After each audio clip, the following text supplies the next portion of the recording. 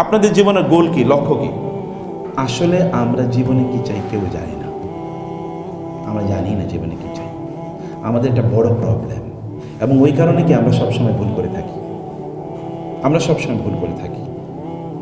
আমাদের জীবনের লক্ষ্য, উদ্দেশ্য, গোল, পারপাস কি, এই জায়গাটা আমরা ভুলে যাই। ভুলে যাওয়ার কারণে সব জায়গায় ত্রুটি। আপনি চাকরি করতে গেলেও ভুল করেন। আপনি তখন হিসাব করেন, আমার কেন এত কাজ করতে হবে, আমি কি এত কাজের বিনিময়ে টাকা পাই নাকি? এটা আমাদের মাথায় থাকে কিনা? কেন আমি এর চেয়ে বেশি করবো? আমি তো এর চেয়ে বেশি তো তার কাছে পয়সা নেই না, তাহলে আমি কেন করবো? কিন্তু আপনার লক্ষ্য কিন্তু ভুল জায়গায়, রং জায়গায়। আপনি যখন মা, তখন কিন্তু আপনি কথা বলেন না যে আমি ওকে এত বিষয় দিচ্ছি কেন, ও আমারে কি দিচ্ছে, আপনি তখন বলেন না। আপনি যখন পেটে তাকে নেন, তখন আপনি বললেন না, ওরে আমি পেটে ধারণ করতেছি কেন, ও আমারে দেবে কি, ও তো বড় হয়ে আমার ভুলে যেতে পারে। যখন আপনি বাবা সারাদিন তার জন্য কাজ করেন, তখন আপনি বলেন না, ও আমাকে বিনিময়ে কি দেবে। লক্ষ্য এবং উদ্দেশ্য যদি আপনার ভুল থাকে, তাহলে আপনি কোনোদিনই গন্তব্যে পৌঁছতে পারবেন না, আপনি লক্ষ্যে পৌঁছতে পারবেন না। লক্ষ্য যদি ভুল হয়, তাহলে আপনার দৌড়কেও ভুল হয়ে যাবে, তখন আপনার কাজে ভুল তৈরি হবে, তখন আপনার কাজের মধ্যে স্যাটিসফ্যাকশন কোনোদিন থাকবে না। আপনি সর্বদাই কেবলমাত্র কি অশান্তিতে আপনি ভুগবেন। যদি আপনি লক্ষ্য ঠিক করতে পারেন, তাহলে কোনো প্রবলেম নাই। লক্ষ্য হলো আল্লাহ সন্তুষ্টি অর্জন করা। কি করা? আল্লাহ সন্তুষ্টি। তখন আপনি দেখবেন বাসায় আপনার হাজব্যান্ড আপনাকে একটু বকাবকি করলো, ওইটা কেন হইলো না, ওইটা কেন হইলো না, তখন আপনি বলবেন, আমি তো আমার হাজব্যান্ডের জন্য কাজটা করতেছি না, করছি কার জন্যে? আল্লাহর জন্যে। তখন দেখবেন আর মাথায়, আমি তো আল্লাহর জন্য করছি, উনি কি বলছে না বলছে তাতে আমার কিছু যায় আসে না। যেমন আপনি নামাজ যখন পড়েন, তখন কেউ যে আপনাকে বলে, আপনি নামাজ পড়ছেন, থ্যাংক ইউ, ধরেন 10 টাকা দিলাম আপনাকে, এটাকে যদি না বলে, তাহলে কি আপনি নামাজ পড়েন না? বুঝতেছেন কি না? আপনি নামাজ পড়লে কেউ আপনাকে 1000 টাকা দেবে, এই জন্য নামাজ পড়ছেন। আপনি হিসাব করতেছেন কি কেউ আপনাকে টাকা দেবে, এই জন্য হিসাব করছেন? কি জন্য করছেন? আল্লাহ সন্তুষ্টির জন্য। তাহলে আল্লাহ সুবহানাহু ওয়া তাআলা সন্তুষ্টির জন্য করার কারণে আপনি দেখেন কোনো সেটব্যাক নাই, আপনার কোনো টেনশন নাই, আপনি কে কি বলছে না বলছে সেদিকে আপনি তাকাচ্ছেন না, কারণ আল্লাহ সন্তুষ্টির জন্য আপনি কাজটি করছেন। This is important. আল্লাহ যদি সন্তুষ্ট হন, তাহলে তিনি যার প্রতি সন্তুষ্ট, তিনি তাকে কি দেবেন এটা তো তার পরিকল্পনা, আপনার তো আর মাথা ব্যথা না। মাথা ব্যথা তখন তার, তিনি তখন চিন্তা করবেন আপনাকে কি দিলে আপনার জন্য কল্যাণকর হয়। সেই কারণে লক্ষ্য থাকা দরকার আল্লাহ সুবহানাহু ওয়া তাআলা এর সন্তুষ্টি। যদি এটা হয়, ওই যে ওই নারী দেখেন, রাসূল সাল্লাল্লাহু আলাইহি ওয়াসাল্লাম যখন তাকে বললেন যে আমি তোমার জন্য এটা করতে চাই, তুমি দোয়া করলেই হবে আর তুমি ধৈর্য ধারণ করলেই হবে, তিনি বলেন আমি জান্নাত দিতে চাই, আমি ধৈর্য ধারণ করবো ইয়া রাসূলুল্লাহ, তবে আমি যেহেতু যখন মৃগী রোগে আক্রান্ত হই, তখন আমার জামা কাপড়গুলো যেহেতু একটু খুলে যায়, আপনি কেবল আল্লাহর কাছে দোয়া করেন আমার যেন জামা কাপড়গুলো না খুলে যায়। আল্লাহর কাছে তিনি দোয়া করলেন। এরপরে তিনি মৃগী রোগে আক্রান্ত হলো, তিনি তার জামা কাপড় কোনোদিন হতো না। এই যে তার লক্ষ্য এবং উদ্দেশ্য, এই লক্ষ্য এবং উদ্দেশ্য থাকার কারণে তিনি অতটুকু কষ্ট সহ্য করেছেন। আমরাও তো কষ্ট সহ্য করি, সকাল থেকে অফিস করে 9টা 10টা অথবা 7টা 8টা বা 6টা 5টা পর্যন্ত আমরা অফিস করি। এই যে আমরা করি, কি লক্ষ্য কি? মাস শেষে কয়টা টাকা পাবো, এটাই তো নাকি? মাস শেষে কয়টা টাকা, যদি আপনি যদি নিশ্চিত থাকেন যে এই মাসে আপনি টাকা পাবেন না, অথবা এই মাসে কাজ করলে আপনাকে কেউ টাকা দেওয়ার নাই, তখন কি আর আপনাকে কেউ অফিসে আনতে পারবে? লক্ষ্য ইজ ভেরি ইম্পর্টেন্ট। লক্ষ্য ইজ মোটিভেটর, এটা আপনাকে মোটিভেট করে। এই ক্ষুদ্র লক্ষ্য যদি আমাদেরকে এরকম মোটিভেট করে, তাহলে ওই লক্ষ্য আমাদেরকে কি মোটিভেট করতে পারে? আল্লাহ যদি সন্তুষ্ট হন, তিনি আপনাকে রাজত্ব দিতে পারেন না? টাকা কি কেবলমাত্র আয় মানে ব্যবসা বাণিজ্য করে আর চাকরি করে ইনকাম করা লাগে? আল্লাহ তাআলা এমনও তো করতে পারেন যে আল্লাহ তাআলা আপনার ঘরের সামনে কাউকে এনে দিয়ে দেবেন। আল্লাহ আপনার ঘরের সামনে কাউকে এনে দিয়ে দেবেন। এক ব্যক্তি তিনি যাচ্ছিলেন, তিনি যাবেন হলো উমরায়, হজে যাবেন, তিনি অনেক বড় আলেম, আল্লাহওয়ালা।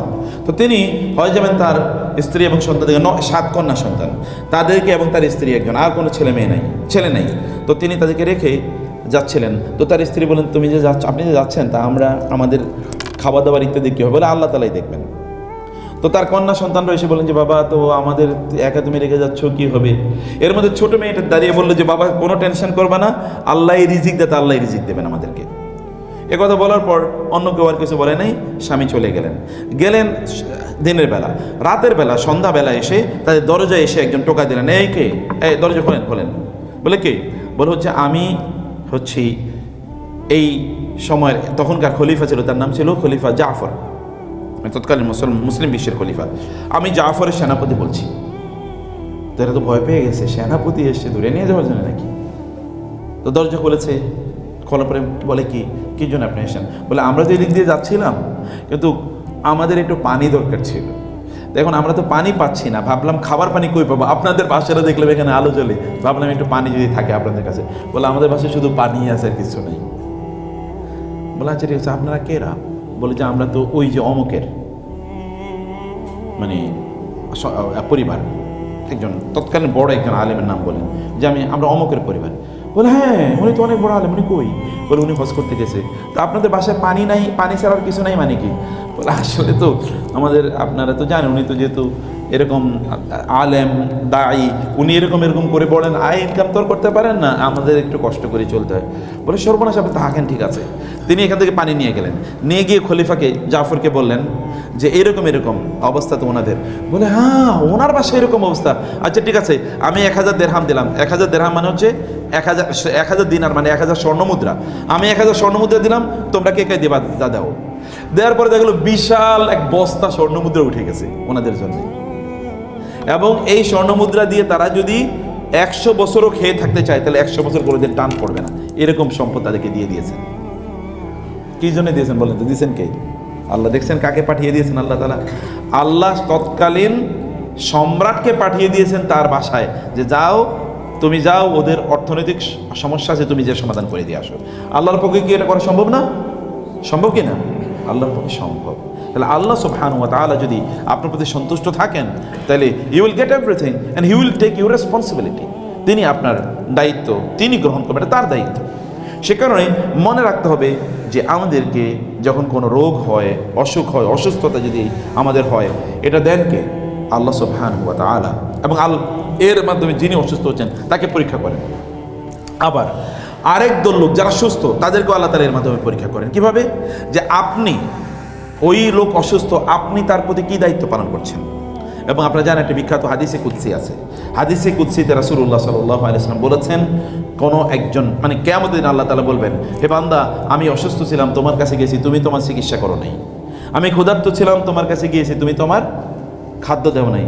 আমি তৃষ্ণার্ত ছিলাম, তোমার কাছে গিয়েছি, তুমি তো আমার তৃষ্ণা নিবারণ করো নাই। তখন বান্দা বলবে, আপনিও হয়তো বলবেন, আল্লাহ আপনি অসুস্থ হয়ে আমার কাছে কবে গেছেন? আমি জানি না তো, আপনি গেলে তো আমি আপনার অনেক চিকিৎসা করতাম। তখন আল্লাহ কি অসুস্থ হন? না। তখন আল্লাহ বলবেন, আমি অসুস্থ হইনি, কিন্তু আমার বান্দা অসুস্থ অবস্থায় তোমার কাছে গিয়েছিল, তুমি তার চিকিৎসা করনি, তার মানে তুমি আমার চিকিৎসা করনি। তুমি যদি ওর চিকিৎসা করতে, তার মানে তুমি আমার চিকিৎসা করলে। কারণ আল খালকু ইয়ালুল্লাহ, এই সৃষ্টি হচ্ছে আল্লাহর পরিবার। সৃষ্টিটা কি? পুরা সৃষ্টি আল্লাহর পরিবার। আপনি যদি সৃষ্টির কোনো সেবা করেন, তাহলে কার সেবা করলেন? মূলত আল্লাহর সেবা করলেন। এই কারণে আমাদেরকে মনে রাখতে হবে যে একজন মুসলমানের উপর আরেকজন মুসলমানের 5টি অধিকার আছে, অথবা 6টি। এর মধ্যে ইয়াদাতুল মারিদ, অসুস্থ হলে তার কি করা? সেবা করা। সেবার তো দুটো ফরম্যাট আছে, ফিজিক্যালি সেবা করা, আর হচ্ছে কি মেডিকেল ট্রিটমেন্ট, মানে মেডিকেল পার্সপেক্টিভ থেকে সেবা করা। আপনি তার শরীরটা একটু টিপে দিলেন, মাথাটা একটু টিপে দিলেন, একটু মাথায় একটু পানি দিলেন, মানে ইত্যাদি আপনি করলেন।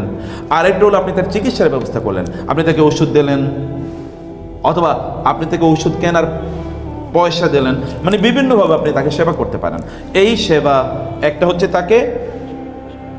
তাকে মানে সুস্থতার জন্য তাকে মেডিসিন দেওয়া, মেডিসিন প্রেসক্রাইব করা। আরেকটা হলো যেটা আপনার করছেন, আরেকটা হলো তাকে একটু ফিজিক্যালি সেবা করা। দুটোই কিন্তু সেবা, এবং এইটার মাধ্যমে আল্লাহ তাআলা আমাকে পরীক্ষা করছেন। আর এটা যখন আপনি করেন, তখন কার সেবা করছেন? মূলত আপনি আল্লাহ সুবহানাহু ওয়া তাআলা। আপনি ভেবে দেখেন তো, আল্লাহ সেবা করছেন আপনি, and he is the creator. আপনি যদি তার সেবা করেন, তাহলে তিনি আপনার প্রতি কী পরিমাণ সন্তুষ্ট থাকতে পারেন। এবং সন্তুষ্টির কয়েকটা উপায় আমি আপনাদেরকে বলি। রাসূলুল্লাহ সাল্লাল্লাহু আলাইহি ওয়াসাল্লাম তিনি বলেছেন, কোনো মুসলমানের যদি কোনো দিন কোনো কষ্ট হয়, আপনি যিনি অসুস্থ, উনি কিন্তু আপনার জন্য একটা ব্লেসিং আল্লাহর পক্ষ থেকে, আপনার জন্য রহমত এবং আপনার জন্য পরীক্ষা আল্লাহর পক্ষ থেকে। আল্লাহ তাআলা তার কারণে আপনাকে দিতে চান, আপনি ন্যায়ের যোগ্যতা অর্জন করতে হবে। ন্যায়ের যোগ্যতা কীভাবে অর্জন করা যায়? এখানে সার্টিফিকেট কি? এখানে সার্টিফিকেট হচ্ছে রোগীর সেবা। এখানে হচ্ছে সার্টিফিকেট বা কোয়ালিফিকেশন হল রোগীর সেবা। If you can serve this patient, যদি আপনি এই রোগীকে সেবা করতে পারেন, তাইলে আপনি এর মাধ্যমে আল্লাহর স্পেশাল রহমত পাওয়ার জন্য কোয়ালিফাইড হলেন। এটার কোয়ালিটি, এই কোয়ালিটি অর্জন করা লাগে। আপনি অন্যের সেবা করলে আল্লাহ সুবহানাহু ওয়া তাআলা তখন আপনার সেবায় তার নিজকে নিবেদিত করবেন। আল্লাহু ফি আউনিল আবদি মা কানাল আবদু ফি আউনি আখিহি। আল্লাহ তাআলা বান্দার সেবায় তার নিজকে নিবেদিত রাখেন, নিয়োজিত করেন যখন বান্দা অন্য কোনো মানুষের সেবা করে। আপনি অন্য কারো সেবা করবেন, আল্লাহ আপনার সেবা করবে। আল্লাহ আপনার সেবা করবে মানে কি? আল্লাহ তাআলা তার সৃষ্টিকুলকে লাগিয়ে দেবেন আপনার সেবা করার জন্য, অন্য মানুষকে লাগিয়ে দেবেন, অন্য প্রাণীগুলোকে লাগিয়ে দেবেন আপনার সেবা করার জন্য। তো আপনি বুঝবেন না যে কোনভাবে আল্লাহ তাআলা আপনার সেবা করছেন। এবং যিনি অসুস্থ, ওনার কিন্তু অসুস্থতার কারণে আল্লাহ রোগ দূর করে দিচ্ছেন, মানে এই লোকটা নিষ্পাপ হয়ে যাচ্ছে। অতএব আপনি যদি তাকে কষ্ট দেন, তাহলে কাকে কষ্ট দিচ্ছেন? এটা নিষ্পাপ লোকের কষ্ট দিচ্ছেন।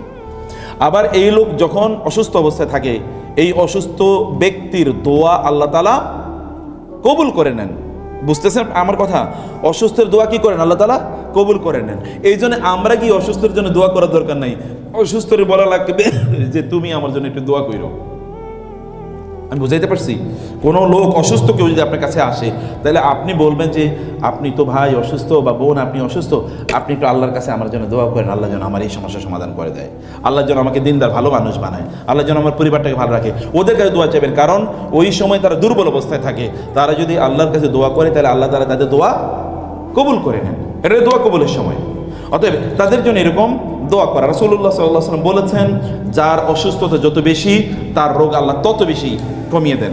এমনকি কোনো মুসলমানের শরীরে যদি একটা কাঁটা বিধে, কাঁটা, ওই কাঁটা বিধার কারণে আল্লাহ তাআলা তার গুনাহ মাফ করে দেন। কাঁটা বিধলে আপনি কখনো একটু উষ্টা খেয়ে পড়েছেন, একটু পায়ে বাসা ধরে হাঁটতেছেন, খাটের সাথে একটু ব্যথা পেলেন, কোনো কিছু কাটতেছেন, একটু হাতটা গ্যাস করে একটু কেটে গেল এর কারণে, অথবা রান্না করছিলেন একটু হাতটা কি পড়ে গেল, গাড়িতে বাসে উঠতেছেন হঠাৎ করে একটু ধাক্কা খেয়েছেন, একটু ব্যথা পেয়েছেন, রিক্সা একটু চাপা খেয়েছেন, ফর এভরিথিং আপনি কষ্ট পেয়েছেন, সাথে সাথে আল্লাহ বলবে আমার বান্দা যেহেতু কষ্ট পাইছে, ওরে আমি খুবই ভালোবাসি, ওর গুনাহ মাফ করে দিলাম, যাও, ওকে জান্নাতে নেওয়ার মতো আমি অবস্থা উপযুক্ত তৈরি করে দিলাম। এটি আল্লাহ সুবহানাহু ওয়া তাআলার পক্ষ থেকে আমাদের জন্য পরীক্ষা। সে কারণে আমরা যখন কোনো একজন রোগী যখন আমাদের কাছে আসে, তখন আমাদের কাজ কি? আমাদের দায় কি? আমাদের দায় হচ্ছে তাদেরকে সেবা উপহার দেয়া, অন্তর থেকে, মন থেকে এই সকল ব্যক্তিদের জন্য সেবা উপহার দেয়া, তাদেরকে সেবা করা। রাসূলুল্লাহ সাল্লাল্লাহু আলাইহি ওয়াসাল্লাম বলেছেন, এগুলো আপনার জন্য খুবই গুরুত্বপূর্ণ। রাসূলুল্লাহ সাল্লাল্লাহু আলাইহি ওয়াসাল্লাম বলেছেন, কোনো একজন মুসলিম যদি অন্য কোনো মুসলিম রোগীর সেবা করে, তাইলে ওই ব্যক্তি জান্নাতের বাগানে হাঁটতে থাকলো। জান্নাতের বাগানে কি? হাঁটতে থাকবে। জান্নাতের বাগানে আপনি থাকছেন এবং জান্নাতের বাগানে আপনি ফল খাচ্ছেন, ফুল থেকে আপনি ঘ্রাণ নিচ্ছেন, এরকম একটা অবস্থায় আপনি থাকছেন। তার মানে as if you are living in জান্নাত, মানে আপনি জান্নাতে যাওয়ার একটা রাস্তা তৈরি হয়ে গেল। রোগীর সেবা আপনি করছেন, আপনি কিন্তু তাকে টাকা পয়সা দিচ্ছেন, একটু সেবা করছেন। অন্য একটা হাদিসে এসে রাসূলুল্লাহ সাল্লাল্লাহু আলাইহি ওয়াসাল্লাম বলেছেন, কোন একজন মুসলিম যদি অন্য কোনো মুসলিম রোগী মুসলিমের সেবা করার জন্য একটু হেঁটে যায়, একটু ধরেন আপনি এখানে বসে আছেন, রোগী ওইখানে এসে উঠে আসতে পারতেছে না, আপনার চেয়ার থেকে আপনি উঠে অতটুকু গেলেন, আপনি শুধু উঠে গেলেন, এতটুকু করার কারণে ফেরেশতারা আসমান থেকে ডেকে বলতে থাকে, আপনি শোনেন না কিন্তু কারা শোনে? জিন। কারা শোনে জানেন? জিন এবং মানুষ শোনে না, কিন্তু প্রাণীগুলো শোনে, পশু পাখি শোনে, এমনকি পিঁপড়া, এগুলো পর্যন্ত তারা শোনে। আসমান থেকে একজন ফেরেশতা ডেকে বলে, এই আনতাবা তুবতা, যে তোমার অনেক কল্যাণ হোক, ওয়াতাবা মামশাকা, এবং তুমি যে হেঁটে যাচ্ছ এই কারণে তোমার কল্যাণ হোক, ওয়াতাবাওয়াতা মিনাল জান্নাতি মানজিলান, এবং জান্নাতে এর মাধ্যমে তুমি তোমার জন্য একটা প্রাসাদ নির্মাণ করে ফেললে। কি হলো? আপনি মাত্র হাইটে গেছেন, জান্নাতে আপনার জন্য প্রাসাদ নির্মাণ হয়ে গেছে। এটা কি শেখ হাসিনার প্রাসাদ, গণভবন? এরকম যদি বিলিয়ন গণভবন একত্রিত করা হয়, ওই জান্নাতের একটা ইট কেনা যাবে না, একটা ইট কেনা যাবে না। কারণ ওই ইট কি এই মাটি দিয়ে তৈরি না? ওই ইট হলো কি ডায়মন্ড দিয়ে তৈরি, সোনা দিয়ে তৈরি, স্বর্ণ দিয়ে, সেই রকম দামি পাথর দিয়ে তৈরি। ওগুলো দিয়ে আল্লাহ সুবহানাহু ওয়া তাআলা আপনার জন্য সেখানে প্রাসাদ আল্লাহ সুবহানাহু ওয়া তাআলা নির্মাণ করবেন। এই পরিস্থিতি রাসূলুল্লাহ সাল্লাল্লাহু আলাইহি সাল্লাম আরো বলেন, কোনো মুসলমান যদি সকালবেলা অন্য কোনো মুসলিমকে সেবা দেয়, তাহলে সন্ধ্যা পর্যন্ত 70,000 ফেরেশতা ওই ব্যক্তির জন্য আল্লাহর কাছে দোয়া করতে থাকে। সুবহানাল্লাহ। বাসায় গিয়ে বলেন সুবহানাল্লাহ, মনে মনে কমপক্ষে বলেন না কেন? আপনাদের অভ্যাস তৈরি করতে হবে এগুলো বলতে। শুধু গান বাদ্য শুনলেই চলবে না, সিনেমা দেখলেই চলবে না, বুঝতে পেরেছেন? এগুলো করে করে আমাদের অন্তর কঠিন হয়ে গেছে। ইন্ডিয়ান সিরিয়াল কারা কারা দেখেন না? সুবহানাল্লাহ, সবাই ফেরেশতা, ভালো, মাশাআল্লাহ। এগুলো দেখা মানে হচ্ছে গোটা জীবনটাকে জাহান্নাম বানিয়ে ফেলা, কারণ ওগুলো জাহান্নাম বানানোর জন্য এসছে, ওগুলো শয়তানের প্রোডাক্ট। ওগুলো শয়তানের প্রোডাক্ট। অতএব আল্লাহ সুবহানাহু ওয়া তাআলা যেটি আপনাকে বলেছেন, আপনি সন্ধ্যাবেলা যদি কোনো ধরেন বিকালবেলা একজন রোগী এসছে, ভালো করে শোনেন, বিকালবেলা কোনো একজন পেশেন্ট আসলো, আপনি ওকে একটু সময় দিয়ে তার সেবাটা করে দিলেন, পরের দিন সকাল পর্যন্ত 70,000 ফেরেশতা আল্লাহর কাছে দোয়া করতে থাকবে, আল্লাহ একে তুমি ভালো রাখো, এর সকল বিপদ দূর করে দিও, একে তুমি নিরাপত্তা দান করো, এর অভাব দূর করে দিও, এর পরিবার পরিজনের মধ্যে শান্তি তৈরি করে দিও। 70,000 ফেরেশতা দোয়া করে। আচ্ছা, এক ফেরেশতা দোয়া করলেই তো দোয়া কবুল হয়ে যায়, 70,000 দোয়া করা লাগে নাকি? 70,000 দোয়া করা, what does it mean? It means that you will be in safe custody, মানে আপনি ভালো থাকবেন, নিশ্চিতভাবে কাজটা করেন। কিন্তু করতে হবে কার জন্য? মনে আছে আমি কি বলছিলাম? কার জন্য করতে হবে? এতটুকু নিশ্চিত করতে হবে। আপনি যদি চিন্তা করেন যে রুগী আরেকটা দেখলে তো আরো 10 টাকা পাবো, তাইলে শেষ, তাহলে আপনি দুনিয়ায় পেয়ে গেলেন, তাইলে আর ফেরেশতা আপনার জন্য দোয়া করবে না। তাইলে টাকা নিয়ে যাবেন ওই ব্যক্তির মতো। তিনি কি করেছেন? ডাক্তার তিনি রুগী পাইছে একটা, পাওয়ার পরে তাকে কি কতগুলো টেস্ট দিয়েছে এবং কিছু তার কাছ থেকে পয়সা নিয়ে এসে 5,000 টাকা নিয়েছে। 5,000 টাকা নিয়ে তিনি কোথায় যাচ্ছেন?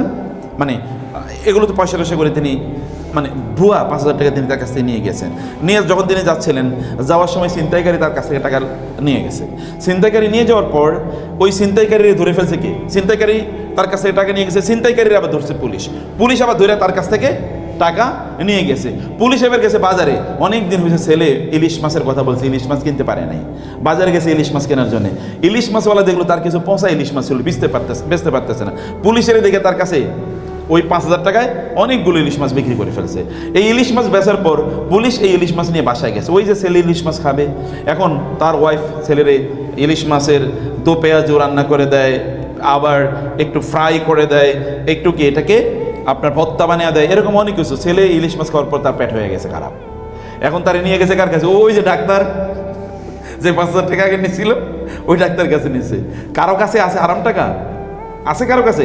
ডাক্তারের কাছেও নাই, ওই ছিনতাইকারীর কাছেও নাই, পুলিশের কাছেও নাই, মাছ বিক্রেতার কাছেও নাই, কারো কাছে নাই। কারণ ওই মাছ বিক্রেতা যে আপনার 2 নম্বর মাছ বেচার কারণে পুলিশ আবার তারা ধরে নিয়ে কি করছে? হাজতে নিয়ে গেছে। তাহলে কেউ কিন্তু ভালো নাই, দেখছেন? সবাই হারামের মধ্যে ইনভলভ হয়ে গেলে শেষ। কারণ ফেরেশতা তখন আপনার জন্য দোয়া করবে না। আপনি ফেরেশতাকে আপনার পক্ষে রাখেন, যেন তারা আপনার পক্ষে দোয়া করে। তাইলে পৃথিবীর কেউ আপনাকে ক্ষতি করতে পারবে না, কেউ আপনার কোনো ক্ষতি সাধন করতে পারবে না। আপনি যখন মানুষের কোনো একজন রোগী আসে, রোগীর জন্য দোয়া করা লাগে, জানেন তো আপনারা? রোগীর জন্য কি করে লাগে? দোয়া করা লাগে, কল্যাণ কামনা করে। রোগী আপনি তো শেষ, প্রায় তো অর্ধেক মরেই গেছেন, এ কথা যদি বলেন তাহলে রোগী কি বেঁচে থাকবে না মরে যাবে? রোগীকে সাহস দেওয়ার আগে, আরে কিছুই তো না, আপনি তো ভালো মানুষ, কি হয়েছে, সমস্যা কি? রাসূল সাল্লাল্লাহু আলাইহি ওয়াসাল্লাম তাই বলতেন, লা বাসা তাহুরুন ইনশাআল্লাহ। দোয়া মুখস্থ করতে হবে কিছু। হিসনুল মুসলিম বইটা নেবেন, রোগীদের জন্য কি দোয়া করা লাগে এটা মুখস্থ করবেন। বুঝতে পেরেছেন? স্বাস্থ্যকর্মীদের সবাইকে বলছি, রোগীদের জন্য কি দোয়া করা লাগে এটা মুখস্থ করবেন। আমি কয়টা দোয়া বলে দিই, এর মধ্যে একটা হলো যেমন রোগীকে দেখলেই বলবেন লা বাসা তাহুর ইনশাআল্লাহ। কি বলবেন? লা বাসা তাহুর ইনশাআল্লাহ। লা বাসা মানে নো প্রবলেম, তাহুর তুমি ভালো হয়ে যাবে ইনশাআল্লাহ, আল্লাহ চাইলে দ্রুত তুমি ভালো হয়ে যাবে। আরে ভাই কিচ্ছু চিন্তা করে না তো, আরে দ্রুত আপনি ভালো হয়ে যাবেন। এটা তাকে সাইকোলজিক্যালি মোটিভেট করে, এবং তার জন্য দোয়া করা, রব্বান নাস আযহিবিল বাস ইশফি আনতা শাফি লা শিফা ইল্লা শিফাউক শিফাউল লা ইউগাদিরু সাকাম। রব্বান নাস, হে মানুষের রব, আযহিবিল বাসের কষ্টটা দূর করে দেন, অসুস্থতা দূর করে দেন। ইশফি, আপনি তাকে সুস্থতা দান করুন। আনতা শাফি, আপনি ছাড়া সুস্থতা করার মতো কেউ নাই, এবং আপনি সুস্থতা দানকারী। শিফাউল লা ইউগাদিরু সাকামা, আপনি যদি কাউকে সুস্থ করেন তাইলে ওই ব্যক্তির কোনো অসুস্থতা থাকে না। এইরকম বলে তার জন্য দোয়া করতে হয়, এবং তার জন্যে দোয়া করতে হয় এভাবে যে আসআলুল্লাহ আল আজিম রব্বাল আরশিল কারীম আন ইয়াশফিয়াকা, আমি মহান আরশের অধিপতি আল্লাহর কাছে তোমার জন্য দোয়া করি, আল্লাহ যেন তোমাকে সুস্থ করে দেন। এরকম দোয়া করা লাগে। তাহলে দেখবেন আপনার এই ঔষধটা এটা এমন এক্সট্রা অর্ডিনারি মিরাকুলাসলি কাজ করবে। অন্য ঔষধ দেয়, তার ওষুধে যত কাজ হয় আপনার ওষুধের চেয়ে অনেক বেশি কাজ হয়। আপনার সম্মান, মর্যাদা, রেপুটেশন অনেক বেড়ে যাবে। তখন আপনার এই সেবাটা এটাও কি একটা ইন্ডিপেন্ডেন্ট এবাদত হবে। বুঝতে পেরেছেন আপনারা? এবাদত মানে কি? এবাদতকারীকে কেবল নামাজ পড়া। আপনি নামাজ পড়লেন কিন্তু 2 নম্বর জিনিস করলেন, একটা রোগী আসলো তার সাথে খারাপ আচরণ করলেন, রোগীর দোয়া কিন্তু কবুল হয়ে যায়। বলছি না, রোগী বের হয়ে একটা দীর্ঘ নিঃশ্বাস ফেললো, আল্লাহ এর উপর এই করুক, কারণ ও আমার সাথে খারাপ আচরণ করছে, আমাকে চিকিৎসাটা ঠিক মতো দেয়নি। তখন আপনি যত কিছুই করেন না কেন, ওই যে ডাক্তার যেরকম বাসায় টাকা নিয়ে যাওয়ার পর ছিনতাইকারীর হাতে পড়ছে, ওই রকম ঘটনাটা ওইরকম ঘটবে। আপনি দেখবেন এমন বহুত কিছু আপনার জীবনে ঘটে যাচ্ছে, কোনো শান্তি পাইতেছেন না। বাসায় গিয়ে দেখবেন স্বামী এক উল্টাপাল্টা কথা বলতেছে, স্ত্রী উল্টাপাল্টা কথা বলতেছে, পোলা পাইন অন্য জায়গায় বেড়াচ্ছে, বাবা ঠিক মতো কথা বলে না, মা ঠিক মতো কথা বলে, দেখবেন সব মারামারি লেগে যাচ্ছে। তাহলে আপনার এই জীবন দিয়ে এটা জাহান্নামী জীবন। আপনি যদি একটা জান্নাতি জীবন চান, দেন সার্ভ দ্য পিপল, মানুষের জন্য সার্ভ করুন, যেন লোকেরা আপনার জন্য দোয়া করে, আল্লাহ এই মানুষটাকে তুমি ভালো রাখো। আচ্ছা, আপনার সেবা পাওয়ার পর, আপনার উত্তম আচরণ পাওয়ার পর কোনো একজন রোগীর চোখ থেকে এক ফোঁটা পানি পড়ে গেল, এত ভালো একটা মানুষ, আপনার আর কি লাগে বলেন তো? What do you need more? আপনার আর কি লাগে? চোখের পানি ফেলে একজন মানুষ আপনার জন্য দোয়া করছে, আপনি কত টাকা ব্যয় করে চোখের পানি ফেলবেন আপনার পক্ষে দোয়া করার জন্য একজন লোকের? আপনি কতজনে করবেন? এরকম কিছু অনুভূতি তৈরি করার আপনার একটা বেস্ট সার্ভিসে আছেন। এর চেয়ে উত্তম, আমি বললাম এমন কোনো কাজ নেই যেখানে 70,000 ফেরেশতা আপনার জন্য দোয়া করবে। এটা এরকম একটা কাজ। 70,000 angels will descend on earth in order to pray to Allah subhanahu wa ta'ala for your welfare, আপনার কল্যাণের জন্য আল্লাহর কাছে দোয়া করার জন্য এরকম ফেরেশতারা আসবেন। সময় আমি জানি, সময় আমি একটু বেশি নিয়ে নিয়েছি, আপনার এর মধ্যে নাস্তা রাস্তা দিয়ে দেবেন নাকি? হ্যাঁ, ওকে। তারপরে সেশনে এসে জোবার এসে, ওকে ফাইন, ঠিক আছে। আমরা তাহলে আপনার আমি শেষ করে দিচ্ছি, আর 4-5 মিনিটের মধ্যে আমি শেষ করে দিই। আমি যে কথাগুলোকে আপনার জন্য বলতে এসেছি বোনেরা, মানে আদা মারিয়াদান লাম ইয়াজাল ইয়াখুদু ফির রাহমাতি হাত্তা ইয়াজলিসা। দেখেন, রাসূল সাল্লাল্লাহু আলাইহি ওয়াসাল্লাম বলেছেন, কেউ যদি কোনো রোগীর চিকিৎসা করে, সেবা করে, তাইলে ওই ব্যক্তি দাঁড়িয়ে থাকা অবস্থায় যদি চিকিৎসা করে, যতক্ষণ পর্যন্ত না বসবে, বসার আগ পর্যন্ত আল্লাহ তাআলা তার রহমত দিয়ে এই লোকটাকে ঘিরে রাখেন। আল্লাহ রহমত চারিদিক থেকে তাকে ঘিরে রাখে।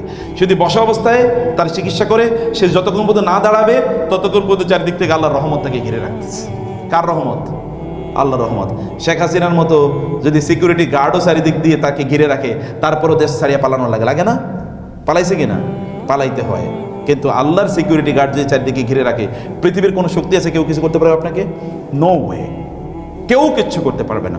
ফলে আল্লাহর সিকিউরিটি আপনার চারিদিকে রাখতে হলে আপনাকে এমন একটি আবহাওয়া আপনার তৈরি করা দরকার। মানুষ যখন চিকিৎসা করবে তখন বিসমিল্লাহ বলে চিকিৎসা করবেন। আপনারা তো জানেন ওই বোনের গল্প, যে বোন তিনি কি করতেন, তার স্বামী এনে তার কাছে জিনিস রাখলে তিনি কেবল বিসমিল্লাহ বলে জিনিসটা রেখে দিতেন। স্বামী এতে খুবই বিরক্ত, কথায় কথায় এত বিসমিল্লাহ। তা একদিন তাকে পরীক্ষা করার জন্য কি করলেন, কিছু টাকা এনে তার স্ত্রীকে বললেন যে এটা রাখো। স্ত্রী বিসমিল্লাহ বলে স্বামীর সামনেই ওটা রেখে দিল, স্বামীর সামনে ওটা রেখে দিল। রেখে দেওয়ার পর স্বামী রাতের বেলা চুরি করে ওই জিনিসটা, ওই টাকার থলেটা ওইখান থেকে সরিয়ে ফেলেছে। পরের দিন সকালে সে বাইরে গেছে, দুপুরে এসে তার স্ত্রীকে বলে আমার টাকার থলেটা দেবো, একটু বাজারে যাব। তো স্ত্রী ওইখানে বিসমিল্লাহ বলে আবার হাত দিয়া থলে ওইটাই পাইছে, ওইটা তার স্বামীরে দিয়ে দিয়েছে। এখন স্বামী বলে, এই কি? বলে কি তুমি এরকম করতেছো? বলে কি ঘটনা কি? বলে কি আমার বলো, কি তুমি কি বলতেছো? বলে তুমি এটা কই পাইছো? বলে হ্যাঁ এটা তো তোমার বলবো ভাবছি। বলে কি? বলে তুমি যে বাজার থেকে মাছ আনছিলা সকালবেলা, ওই মাছ আমি কাইটা দেখি যে মাছের ভিতরে থলে, এটা মাছের পেটের ভিতরে। তা আমি চিন্তা করলাম কি আমার স্বামী থলে দিয়েছে আমার এটা রাখার জন্য, কিন্তু এই থলে এইটা এখানে গেল কোত্থেকে? তখন আমি এটা নিয়ে আবার ওইখানে বিসমিল্লাহ বলে রেখে দিছি।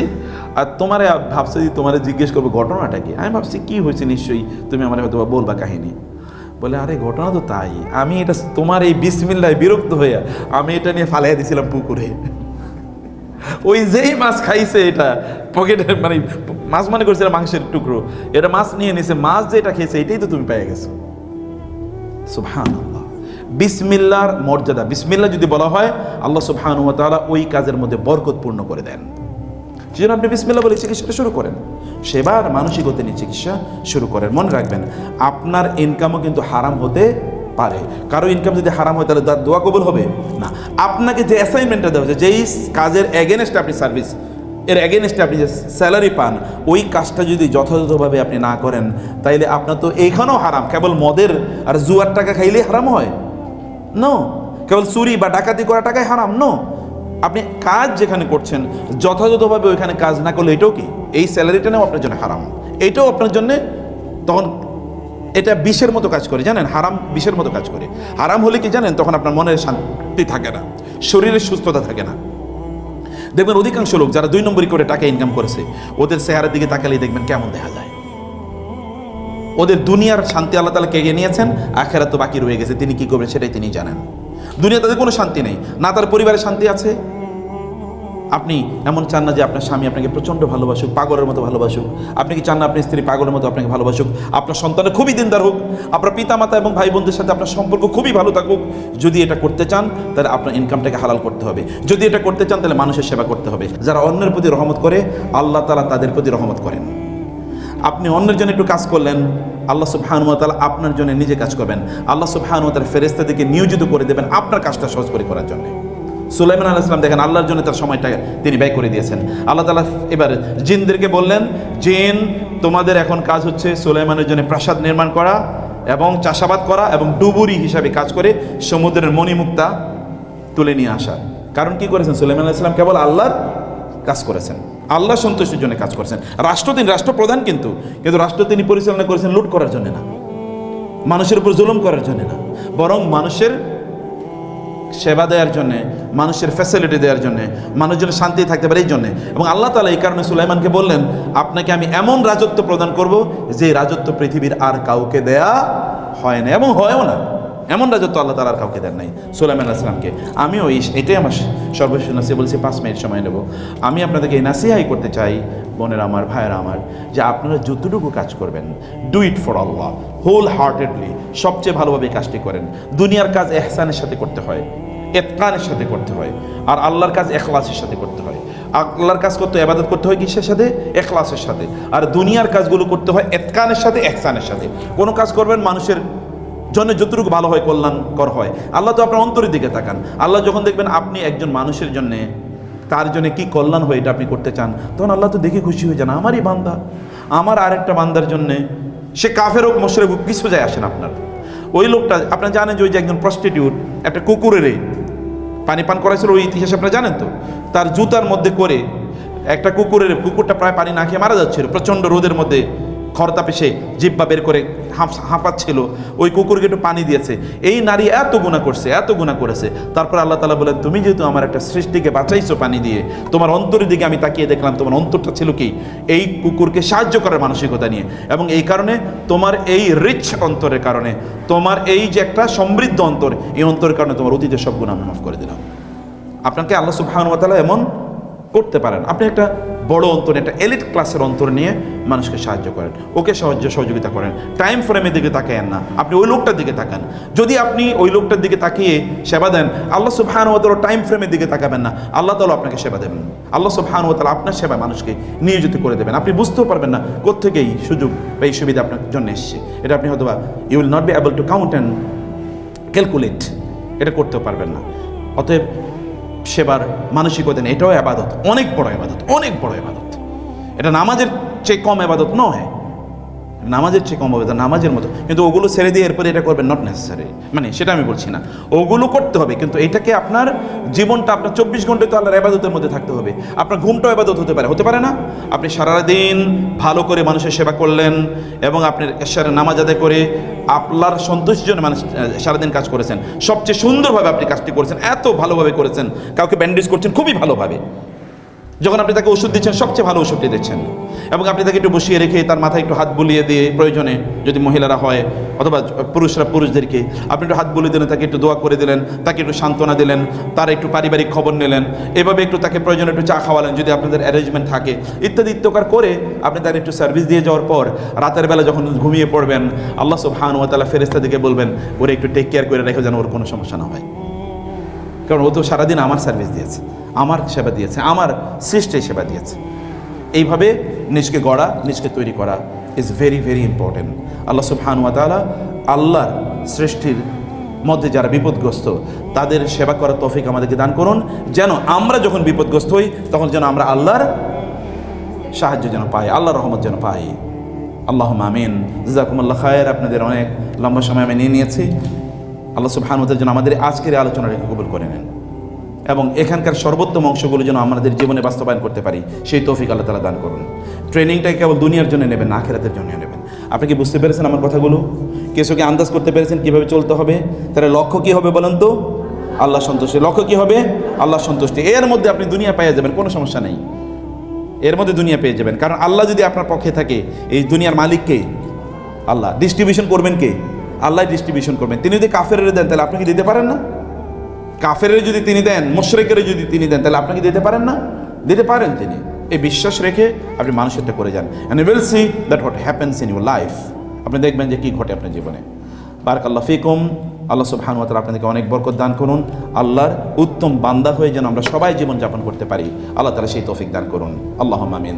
হাযা ওয়া সাল্লাল্লাহু সুবহানাহু ওয়া তাআলা আলা নবিয়িনা মুহাম্মদ ওয়া আলা আলিহি ওয়া সাহবিহি আজমাইন। সুবহানাকা আল্লাহুম্মা ওয়া বিহামদিকা আশহাদু আল্লা ইলাহা ইল্লা আনতা আস্তাগফিরুকা ওয়া আতুবু ইলাইক।